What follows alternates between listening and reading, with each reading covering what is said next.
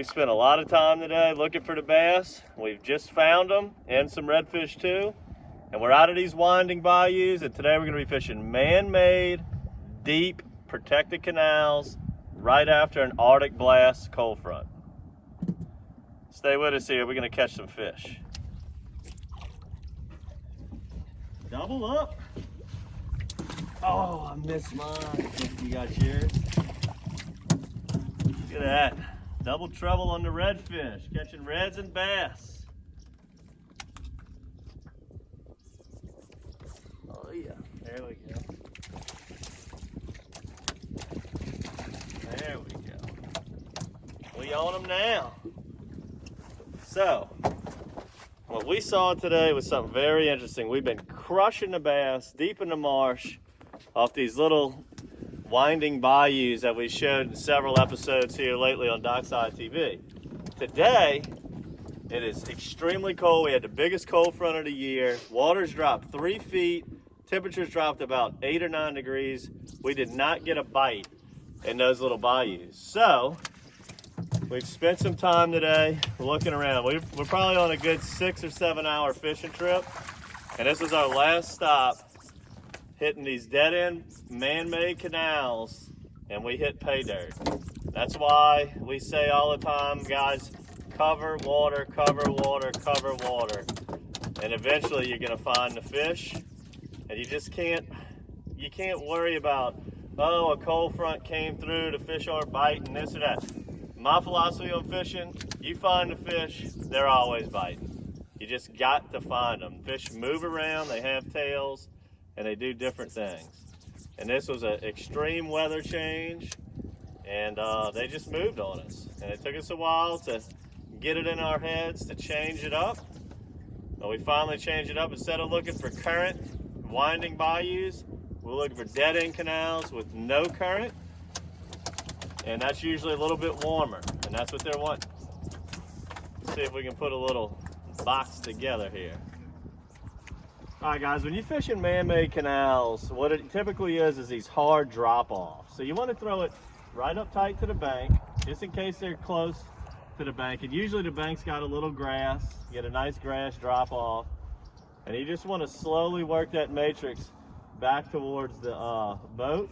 And you want to try to, wow, there he was, a little bump right there. You want to try to figure out the pattern, whether or not they're real tight to the bank, like right on that grass drop off, or are they on that secondary drop in that 8 to 10 foot of water. You know, some of these man-made canals we fish have a good 20 foot of water dead in the middle of it.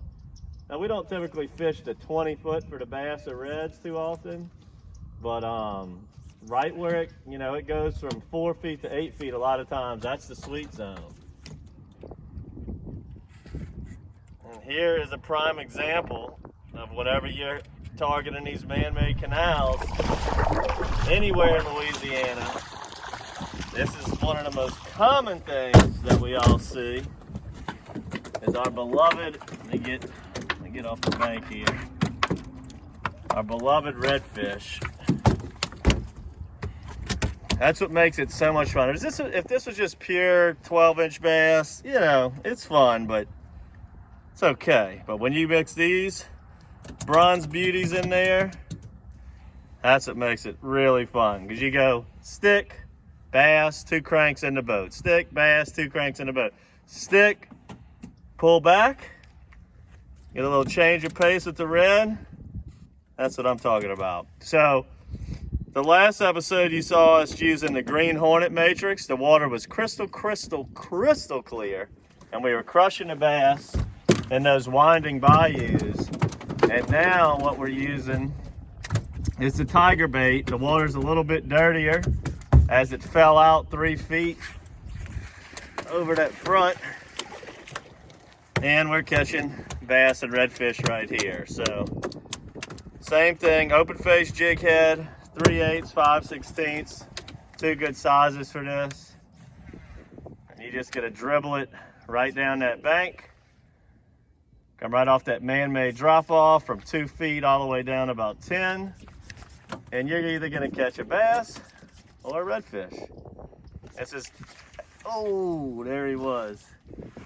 That's what we call got your pants pulled down. Good thing about the Matrix, it just pushes right back up. You get it right back out there. Get right back after it. But this is a perfect thing to do. Look on any of your maps and find yourself man-made canals. It's pretty obvious when they're man-made, as they're like blocked off. You know, when I say blocked off, like they're square, they're straight, they're not curvy. And catch yourself some bass and redfish. And when the weather's not quite as brutally cold as it is today, the speckled trout will also pile up in there. There's a decent chunk right there. And the reason we're targeting bass and redfish today is trout. I'm not saying you can't do it, but they are hard to catch right after an Arctic blast like we just had.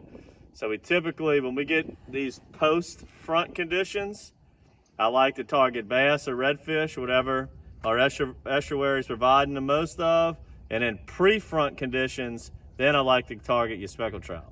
Right now in the open water, it's filth like out in the lake because of those big northwest winds, but you're getting these protected bayous, man-made cuts, water's clean, and the bass are eating. Get him in the water there, boy. Another pretty little red.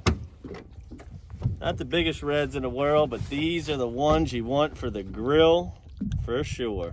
These make the perfect grilling size reds.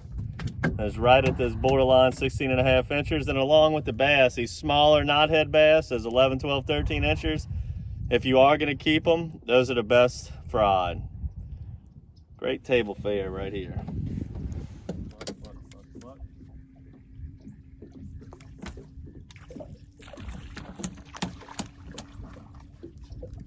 I mean, it's silly back here right now, guys.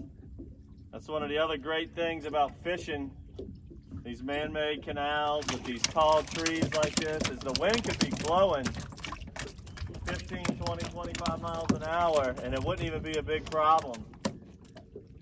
Get that wind, it's blocked by these taller trees, these higher levee sides, and you can make a day back here, no problem. Oh, what do you know? A little pleasant surprise right there, the old freckled trout. He's getting in the way of our bass and red fishing.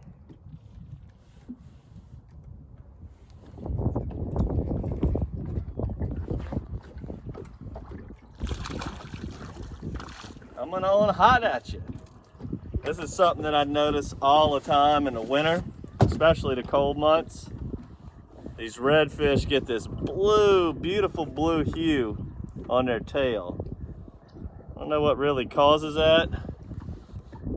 He's got it on both sides, but it is makes it really pretty.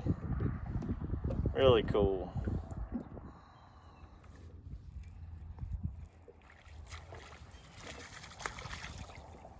All right, guys, we're gonna go ahead and kill it right here.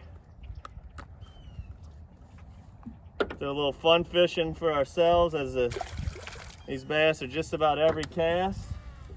Hope you enjoyed this episode of DockSide TV, showcasing you guys how to catch bass and reds after. Oh,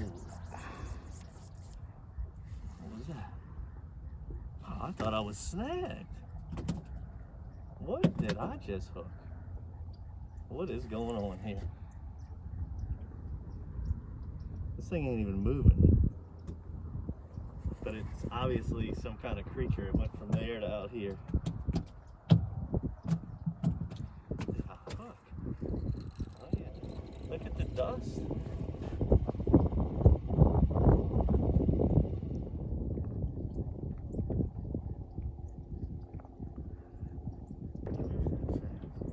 Could be a ginormous blue cat.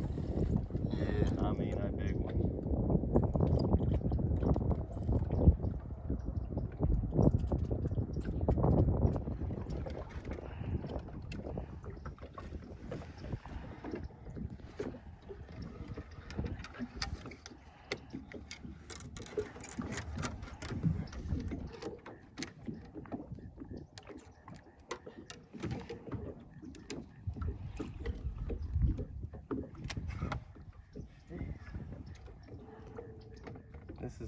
look at the bubble.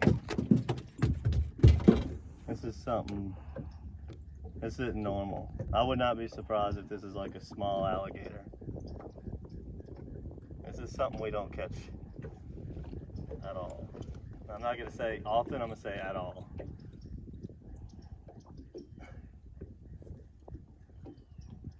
When I hit him off the side of the bank, I thought he was snagged. I thought I got snagged, and then it started just sliding.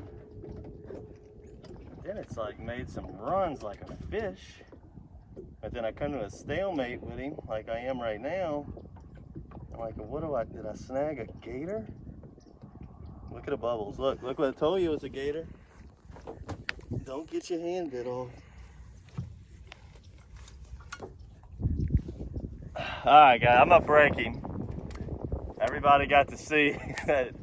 That's the first time I've ever done that and actually landed one. I've hooked a few in the marsh before. Felt pretty confident it was gators or a gator, but I've heard some stories of people doing that on accident. But obviously, you saw that. I thought I had a snag. Then it started running. I was like, well, maybe it's a big red or a big blue cat. Got it up to the boat, I don't know, 6-foot gator, something like that. Had him up underneath the arm, but that was wild. Anyway, what I was trying to say is we're gonna get back to catching these bass and reds. Hope you enjoyed this episode of DockSide TV. You know, we try to teach you how to target certain species of fish under post-front conditions using a tiger bait matrix shad. This will probably be in your monthly subscription box for this month, so make sure to subscribe to that. Subscribe to our YouTube channel. Stay away from the gators. Come get in on some bass and redfish action. And until next time, good fishing.